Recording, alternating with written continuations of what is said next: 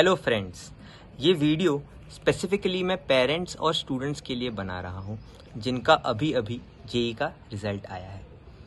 JEE का आपका result कैसा भी आया हो, चाहे वो बहुत अच्छा हो या बहुत ख़राब हो, एज़ पर योर एक्सपेक्टेशंस, ये रिज़ल्ट इस पॉइंट पे बिल्कुल ही मायने नहीं रखता है। ये चीज़ हम जितनी जल्दी समझें उतना हमारे बोर्ड के प्रिपरेशन के लिए अच्छा है, क्योंकि हमारा जो नेक्स्ट डेस्टिनेशन है वो है बोर्ड का एग्ज़ाम। इस रिज़ल्ट को अगर हम देखें और कंपेयर करें तो इसमें दिक्कत क्या है? इसमें दिक्कत ये है कि अगर हमारा परसेंटाइल बहुत अच्छा आया होता है तो हम एक ओवर कॉन्फिडेंस के लूप में चले जाते हैं। हम दूसरों के साथ कंपेयर करके खुश होते हैं और इस बोर्ड के प्रिपरेशन में अपना 100% नहीं दे पाते। सिमिलरली अगर रिज़ल्ट अगर ख़राब आया होता है और हम लोगों से पूछते हैं तो उनका अच्छा आया होता है, हम दुखी होते हैं और उस वे में उस चीज़ को अफेक्ट करते हैं।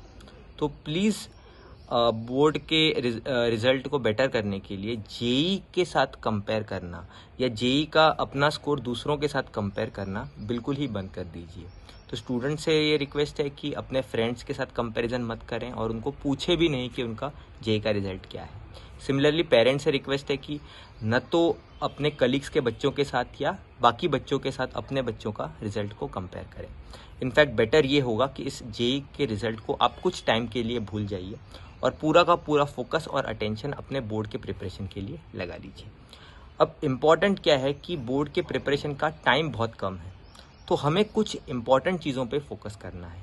तो ये जो 5 चीज़ें मैं बताऊंगा ये मस्ट हैं बोर्ड्स के प्रिपरेशन करने की। इसके अलावा अगर आपका ये चीज़ें हो चुकी हैं तो आप जितना करेंगे उतना कम है। तो ये चीज़ें क्या हैं? सबसे पहली चीज़, आपकी जो बुक है एनसीईआरटी, इसमें जितने भी डेरिवेशंस हैं स्पेशली फिजिक्स में, ये अच्छे से समझ के लिखने की प्रैक्टिस कर लें। एनसीईआरटी की थियोरी जितनी भी है उसमें कोई भी चीज़ मिस ना हो जो आपके सिलेबस में है। ये 2 चीज़ें सबसे इंपॉर्टेंट है। इसी के अंदर इंक्लूड हो जाता है कि एनसीईआरटी के बैक में जो भी क्वेश्चंस हैं, चाहे वो फिजिक्स के हैं, केमिस्ट्री के हैं या मैथ्स के हैं, वो सारे के सारे आप लगा लें। इसके अलावा चौथी चीज़, जो प्रीवियस ईयर के क्वेश्चंस हैं, पिछले 15 साल या 20 साल के क्वेश्चंस, उनके ऊपर काम करें जितने आप कर सकते हैं। तो इसका कुछ शॉर्टकट तरीका होता है कि किस तरह से आप बिना सारे क्वेश्चन सॉल्व किए उसका एसेंस आप ले सकते हैं। तो इसके लिए आप हमारे पेज को फॉलो करते जाएं। और 5वां जो तरीका है वो है सैम्पल पेपर सॉल्व करना।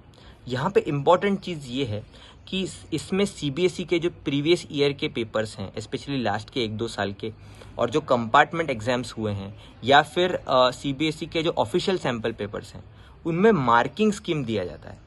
तो मार्किंग स्कीम के हिसाब से अपने पेपर को चेक करें, तब आपको आइडिया आएगा कि कितना लिखने पे कितने मार्क्स मिलते हैं, क्या क्या ज़रूरी होता है और कहाँ मार्क्स कटते हैं। क्योंकि कई बार हमारे यूनिट्स लिखना रह जाता है, कभी कोई स्टेप लिखना रह जाता है, कभी कोई डायग्राम बनाना रह जाता है, कभी कोई चीज़ मार्क करनी रह जाती है। तो इसके हिसाब से आप पेपर चेक करेंगे तो आपको बेस्ट रिजल्ट्स मिलेंगे with minimal effort.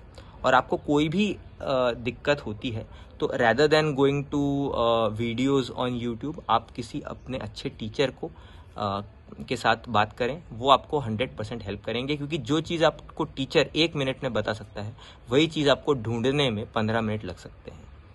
I hope ये वीडियो आपको कुछ काम आएगा। All the best.